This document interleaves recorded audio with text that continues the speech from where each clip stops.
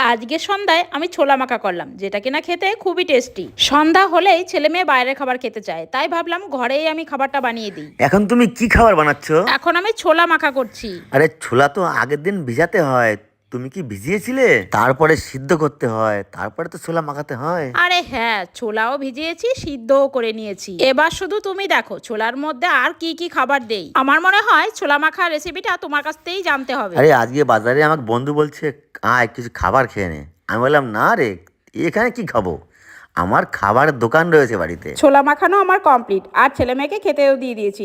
দেখা যাক খেয়ে কি বলে। মা, রোজ সন্ধ্যায় এমন টেস্টি খাবার বানিয়ে দিও। বাইরে ছোলা মাখা তো আমরা অনেকবারই খেয়েছি, কিন্তু আমার মা আজকে এত সুন্দরভাবে ছোলা মাখা বানিয়েছে না, একদম আলাদাই গন্ধ বেরোচ্ছিল। যেমন গন্ধ তেমন স্বাদ। আর তোমরা কি জানো যে আমার কাঁচা ছোলার থেকে এরকম সেদ্ধ ছোলা খেতে অনেক বেশি ভালো লাগে। তোমাদের কোনটা ফেভারিট অবশ্যই জানিও। আমি যখনই আসি না কেন আমার জন্য কিছু না কিছু খাবার দেখি রেডিই থাকে, কিন্তু খাবারটা কাকিমা খুব দারুণ মাখিয়েছিল।